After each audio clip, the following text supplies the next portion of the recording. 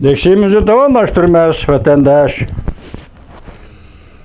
Endiki devamı yok arkadaş yani. Nemedi dok katibi Birleşken Devletler Teşkilatı'nın nizamnamasıga namussuzlarcha xiloflik qilishdir, Ukraina tajovuz qilish deb ko'rsatdi. Vladimir Putin mening bunday qilishim tahdidga uchraganligimdir, shunday qilganligimdir deydi. Lekin har qanday bir kishi Rossiyaga tahdid solgani yo'q deb ko'rsatdi prezident Joe Biden. Arx ko'rinish mundaq: Rossiyani Ukraina tajovuz qilib kirgani 8 oydan oshdi. Prezident Vladimir Putinning chekinishdan alomatlari ko'rilmadi. Hamda 9-oyning 21-kuni zapas armiyani askariy tuzumga qabul qilish to'g'risida qisman safarbarlik e'lon qildi. Donetsk'ki Vladimir Putinning boshqarishidagi rayonlar, Ukrainadan besilingan rayonlar rahbarlari musha hafta referendum o'tkazmoqchi bo'ldi. Ve bu iki rayonni Rossiyaning territoriyasi deb e'lon qiladigan bo'ldi. Kishilik huquq faoliyatchilari Jungoning kishilik huquqini dafsanda qilishni ayblashga chaqiriq qildi. Birlashgan Davlatlarning ichi-teshida bo'layotgan ishlar.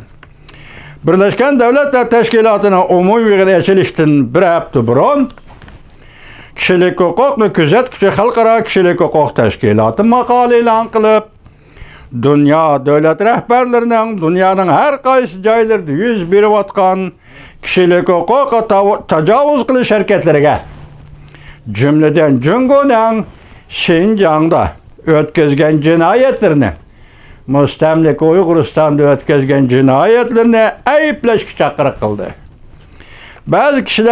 Bazı kishilik huquq qo'g'duvchi diplomatlar, kechiringlar, Birleşken Devletler Teşkilatı'nın Jungoning kishilik huquqqa tajovuz qilish harakatlariga qarshi harakat qo'llanish qaydakchilik qildi. Shundaqla Birleşken Devletler Teşkilatı'nın rasmiy tekshirish komiteti qurib, Jungoning Xinjiangda, mustamlika Uyg'uristonda kishilik huquq tajovuz qilish harakatlarini tekshirishga chaqiriq qildi. Arx ko'rinish mundaq: Birleşken Devletler Teşkilatı kishilik huquq yuqori darajali komissari buningda sal burun bir parcha doklad e'lon qilib, Jungo g'arbiy chegara rayoniga Uyg'urlar va boshqa asonliq millatlarni xo'rlaganligi, insoniyatga qarshi jinoyat o'tkazganligi deb e'lon qildi. Jungo hukumati buning qarta bildirib, bu Jungoning siyasetlari ve qiliqlari asosiy harakatlariga asossiz ayplash elib berishdir dedi.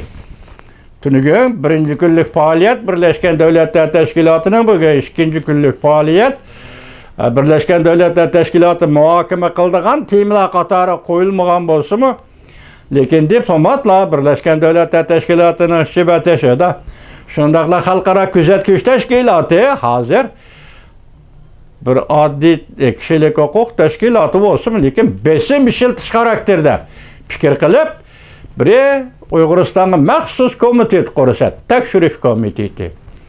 Tekshirish komiteti qurib bo'lgandan keyin tekshirish olib borsa, kishilik huquq mushu to'g'rida Birleşken Devletler Teşkilatı doklad e'lon qildi, endi rasmiy tafsiliy tekshirish uchun bir komitet qursa.